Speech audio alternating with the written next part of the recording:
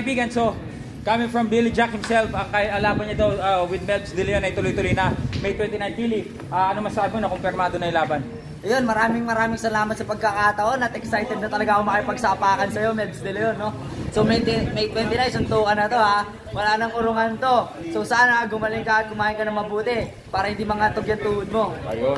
Champ, so this week na yung laban, so talagang makakanood ka pa. So hindi na kagaya no, kung next week medyo mabubulyaso. So anong asahan mo sa laban nila, Billy? Maganda naman kasi si Billy, napagandaan niya talaga at yung kalaban alam ko na amateur boxer tapos matangkad at tapos alam ko logi yung boxer naman, pero pagdating sa laban, sa totoong laro, makikita natin kung sinong Yamado din. Ayun. Okay, Billy, ikaw naman no. So, ang pagkakaiba ng this week matutuloy talagang mahigit 90% makakanood si Champ. Ano yung kaiba nito kaysa next week na baka hindi siya makanood? Ano yung extra motivation nito sa'yo? Hindi, ito lang masabi ko, hindi to trash talk, wag nyo sana masamahin guys, no? Maganda nang napaaga kasi habang tumatagal, lumahaba lang yung agony ng kalaban ko. Teka. Oo, kasi pag tumatagal lalo akong nahasa. Lalo, pabor sa akin lahat kung mapabilis, mapatagal, hindi trash talk to nagiging serious talk ako. Kasi ako, anytime soon nga, sabi ko kahit mapaaga pa sa May 20 nandang-handa ako lumaban na eh. Okay? So, Yeah, let's go! Good luck sa atin. Melbs De Leon, but I'm telling you, it won't be an easy fight, man. See that? Champ, magkano itatalpak mo ngayon kay Billy Jack? 50,000! Grabe, 50,000 mga kaibigan. Ito mga kaibigan, Brother Jason, quick question lang. Ito, wait lang thank you, Champ, Condoralas. Liga dito. Si Brother Jason ang isa sa tatao, ang magiging cornerman ni Billy Jack. Ano ang aasahan namin sa inyo ni Billy Jack this coming May 29 sa laban? Sabi niya, siya na daw bahala eh. Tapos susunod ka lang? Oo. Teka, ano talaga ba? Talpak na ako ng 20k. Okay, 20k. Malaki-laki yun. Malaki yun.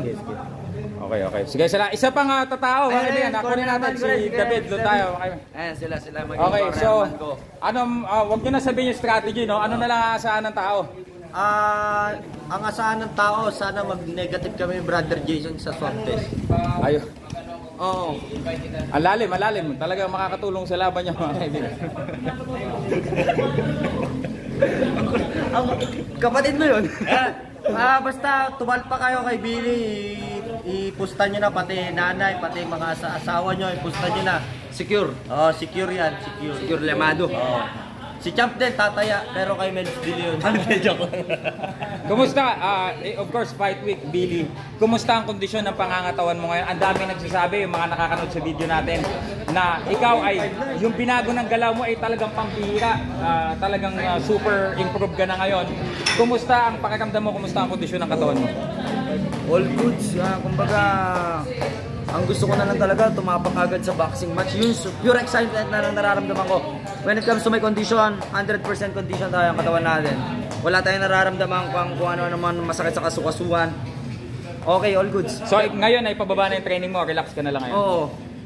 Tsaka isang senyales na kondisyon ako, tignan mo, wala man akong ginagawa. Talagang nakikita mo, nag-perspire ako, pero malamig. Malamig, may hangin. Pero sa akin, tuloy-tuloy. Yun, isa sa mga senyales, good signs na kondisyon talaga ako. Yun. At siyempre, wishing Melbs De Leon good health pa rin sa paparating na laban. At sana nasa 100% ka sa laban ninyo para makapagbigay kayo ng maaksyon at magandang laban sa lahat ng mga manonood, sa lahat ng mga umaantabay sa YouTubers boxing. So, shoutout na rin pala sa mga tao na gusto ng magandang buhay sa lahat. Peace out, man. Yun, ayun lang mga kaibigan. And Billy Jack Sanchez versus Melbs De Leon, tuloy na May 29, YouTubers Boxing. Peace out. Sapakin mo na. Oh!